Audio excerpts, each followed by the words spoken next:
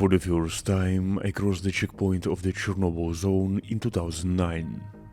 Back then I could not even imagine that during the next 16 years I would come here for more than 500 times, walk a few thousand kilometers, witness historical events, and even meet my wife here.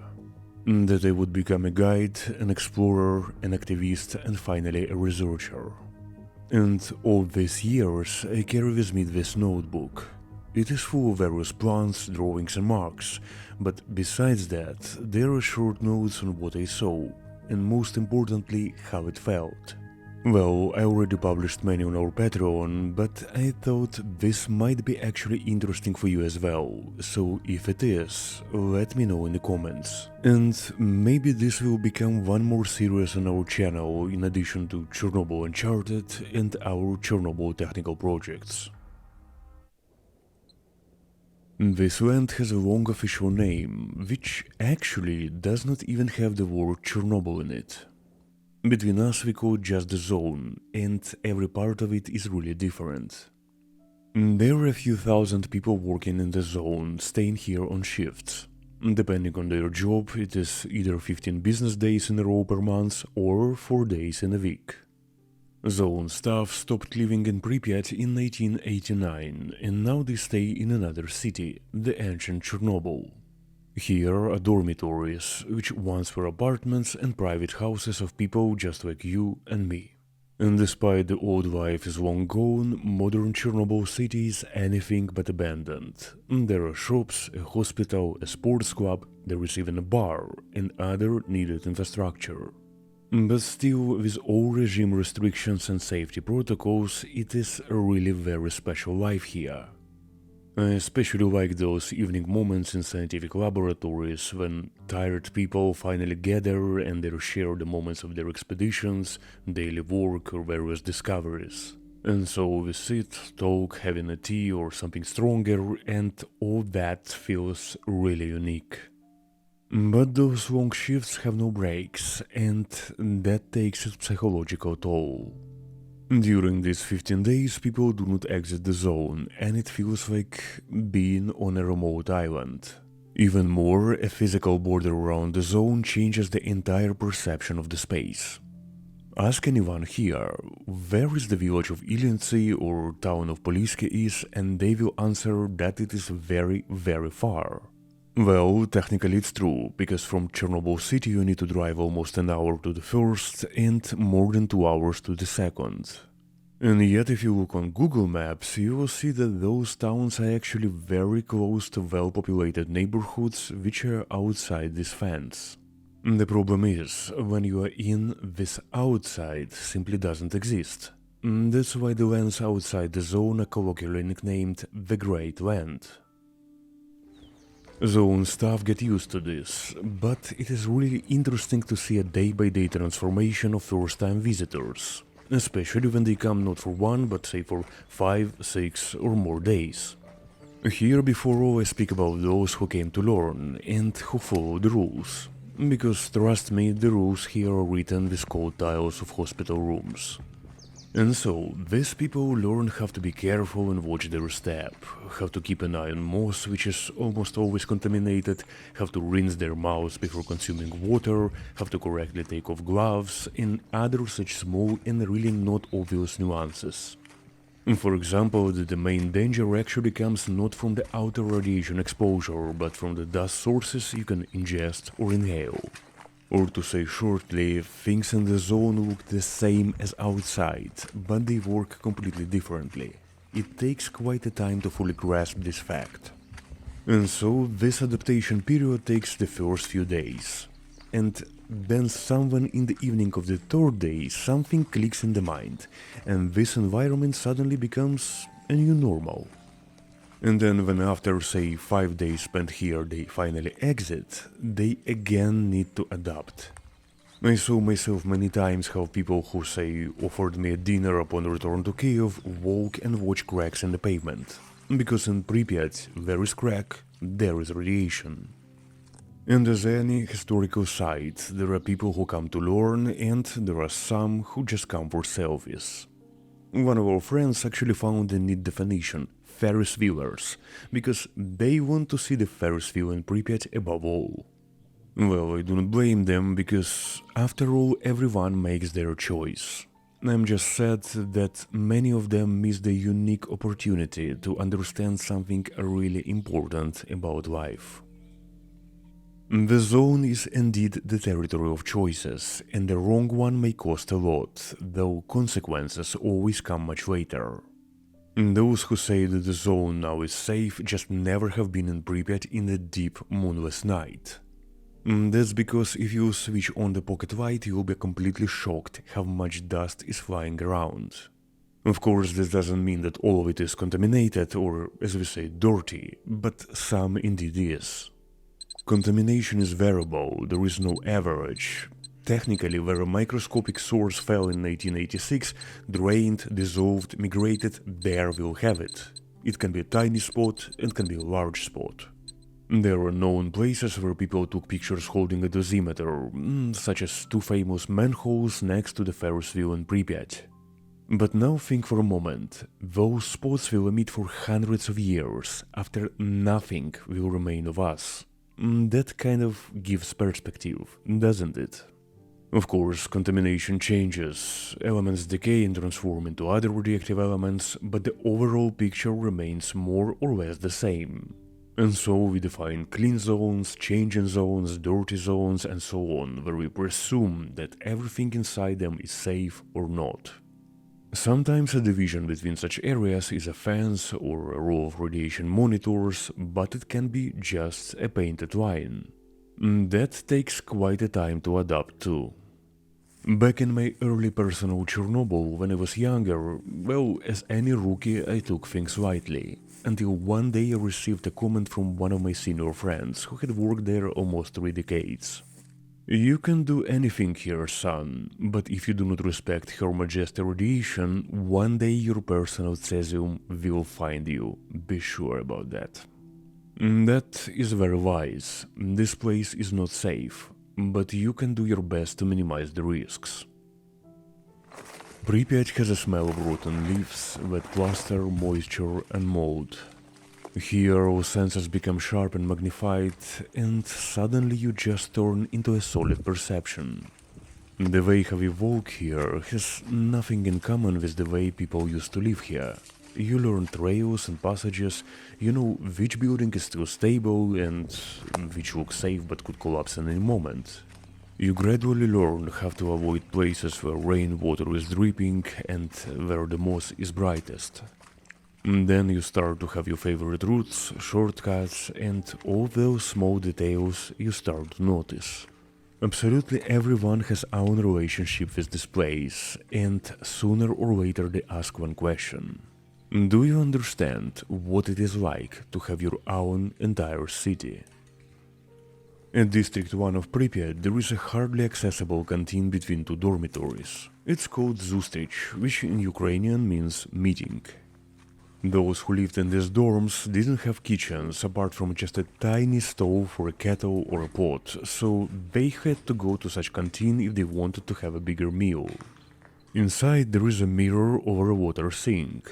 Well, I visited very rarely, and yet every time I take one and the same picture. The zone leaves its imprint, and sometimes I feel that the reflection in that mirror is my personal version of a Dorian Gray's portrait. It is actually really impressive how different your place will look in life after people. No matter how well you think you know it, trust me, you would not even recognize it. And because of witnessing the zone and its constant change, I can look at any place and contemplate it deteriorating. How pavement gets penetrated by sprouts that turn into the trees, how their leaves fall, rot and become a thick emerald carpet of moss. It is scary and at the same time a really magical skill. In Oppenheimer by Christopher Nolan, there are short scenes with nuclear particles making their tracks inside the ionization chamber. This is what surrounds you here, and sometimes when you stop and close your eyes, you imagine that, and it's truly overwhelming.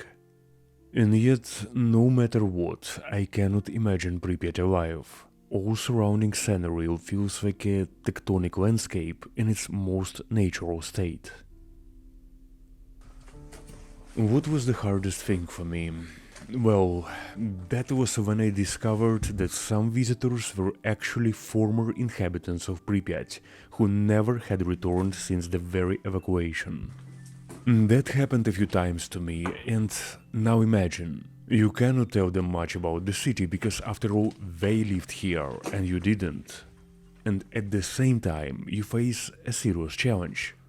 How to communicate that the place they are going to has nothing to do with what they remember.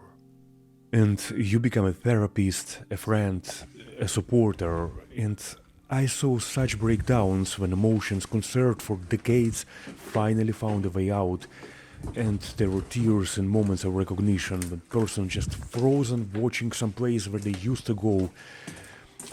I would not wish to anyone to witness that. That is really hard. And these episodes are the exact reason why I really do not like Chernobyl tourism as a concept.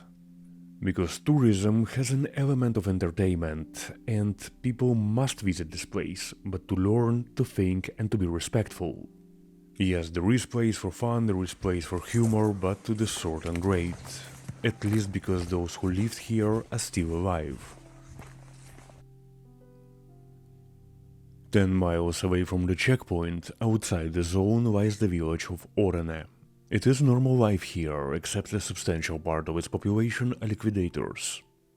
It was a late summer evening when we were sitting with James on a porch of a local guest house. James was around 50 and he came all the way from the United States for a 5-day private visit to the zone. He really wanted to understand this place, so I did my best to help him. That particular day we walked around 7 miles in remote northern villages most visitors have no idea about. But now around us was silence and darkness, except for the light bulb hanging above us. James sipped his drink and after a small pause said, "You know, with all this aging and destruction around, what I saw so far gave a strong impression of a time capsule. Yeah, of course it's not untouched, and yet you can read the stories, somewhat conserved inside it." And to which I replied, "Time capsules as a concept fascinate me, and by the way in the US there is one I find probably the most notable." "And where is that?" "In Oglethorpe University, and that is..." Suddenly James stopped me. "What?" "Say it again." "Where again?" "Oglethorpe University." On my response, James froze. "Man, that's actually less than 20 miles from my place." "Geez, I have lived there most of my life, but I never heard about they actually have a capsule." Well, James was right, because since around the 1960s, this facility became almost forgotten. And still I find it shares a very Chernobyl problem. So, what's that? In this university, in the basement of Phoebe Hearst Hall, there is a welded airtight door sealed since 1940. That door encloses the Crypt of Civilization, a project by then-rector Thornwell Jacobs. It is claimed to be the first successful attempt at long-term preservation of human heritage to be opened around the year 8113. Inside there are artifacts of the time, but more importantly there are texts and voices in a state of temporary death, written in words that no one will read or hear for 6,000 years. And here comes the problem. What if the English language will just cease to exist? So inside the crypt stands a special language integrator instrument, which meant to help future archaeologists understand what is what. The landing stage of Apollo will sooner or later be retrieved to take a place in a moon museum, and someone will service and switch the long-forgotten DSK panel and enter verb and noun. However, there is one time capsule that was not meant to be opened ever again. In the cascade wall of the Chernobyl sarcophagus, there are actually lines of engineering tanks welded together in a hurry as they became extremely contaminated. And then they were just covered with the meters of concrete. There were instructions written over control switches and readable dials stopped in positions more than 3 decades ago. And as you listen to this, they likely still glow with their radium-based paint in a complete darkness. A dead language in its essence, isn't it? Well, it might be they will see the sunlight once more for just a few moments before being buried in a deep geological repository together with the final fragments of a Soviet empire. In Onkalo, Finland, they are building a gigantic storage for spent nuclear fuel. This project is so massive that it exceeds the lifespan of a human and will be continued by the next generation of builders. And yet, like Thornwell Jacobs, they face exactly the same problem of the possible extinction of language. So they are thinking what to install atop once the storage is finished, so no one will dig there, and still they haven't found the final answer. Well, over the final tomb of Chernobyl, I would personally place a hammer and a cycle. That will work, I am absolutely sure. Ashes to ashes, cancer to cancer. And that is a very good illustration that when you deal with the Chernobyl zone, you deal with eternity. James eventually came to see the crypt, and a couple of months later he sent me pictures. It is 3 in the morning, and suddenly I get a phone call. Mikhail is sleeping next to me, I get silently and dress. I tuck my trousers into military boots, attach a personal dosimeter and hang an entry badge on my neck. Then a moment after I stop near the door to look at her sleeping. Suddenly, her voice from the darkness. "Where do you go?" "To Pripyat." A little while later. "Some water?" An officer passes me a bottle. "Sure." We are standing in the night Pripyat, trying to figure out whether there is someone else. Above us are countless stars and the Milky Way crossing the sky. Well, you won't see anything like this in a normal city. I took a bit of water, spit, then took a sip and said, "You know, when I was a child I read Chernobyl by Yuri Sherbak. You know it?" "Of course." That book is a solid account of 1986 here in Pripyat, and there is a little episode where they needed a washing truck to clean the street from dust. So they came to this hangar and found the truck was barely running. "What do you mean? Wait, this hangar?" The officer was visibly stunned. "Yeah, this very hangar. Because here you are surrounded by living history, and such small moments kind of really striking." I disagree that you cannot feel the radiation. You can, but this is not a skill you can learn. Some people just can do it, and some cannot. It just somehow happens. Very strong beta radiation feels like 1,000 tiny needles from within the skin layer. A powerful beam inside the sarcophagus warns you with a headache. Radiation levels often vary from normal to very high even over a short distance. It's like a patchwork. And so for me, moving through certain territories feels like dancing with an invisible partner. I do not know what exactly is wrong with them, but I can notice places with high contamination. There is something different in the way they look. I just cannot grasp what exactly makes them look that way. But I'm absolutely not the only who has noticed this phenomenon. There is, however, one place where it comes to an extreme, the sarcophagus of Reactor 4. The air inside feels made of a liquid. He was listening to me while slowly walking around his office. Then he stopped near the big poster on his wall, the one showing a detailed dissection of the sarcophagus. And after a few moments of silence he said, "You know, Alex, in reality most people do not understand what this really is. Not what the power plant actually is. You know, it was like a city." To which I answered, "Yeah, don't even tell." I remember seeing the power plant for the very first time, and I was shocked by how large it is. It felt like something out of this world and ancient. I mean, not old or obsolete, I mean, rather like something that was always here, like mountains. And still, I cannot comprehend that this structure was created to produce energy. It is rather a factory of history. He instantly turned to me and slightly smiled.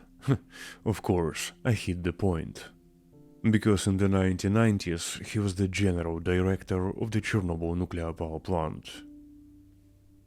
Eternal 1986 is not a point in the timeline, it's rather a parallel line you move along. The zone is an extremely dynamic place, it is changing, it's evolving, and yet there is always the presence of 1986. And the more you trace it back, the more it shrinks, ending in nanoseconds, the scale at which nuclear processes happen. The scale at which the factory produces history. Back in 2020, they adopted a new logo for the Chernobyl zone. It is such an octagonal shape that resembles the reactor, and every year it's slowly fading, symbolizing the decay of nuclides. While many didn't like it, I found it the most precise and accurate, though with a very different meaning I put in it. The zone is a cosmological black hole, and its event horizon is the eternal 1986. One can pass the exit checkpoint, but there is no exit from it. At least a small part of you will always mentally remain beyond this event horizon. There are no people who came here and remained ignorant. If you made it this far, thank you for watching. If you want to support the channel, become a member here on YouTube or join us on Patreon. The link is in the description below, and we will see you in the next one.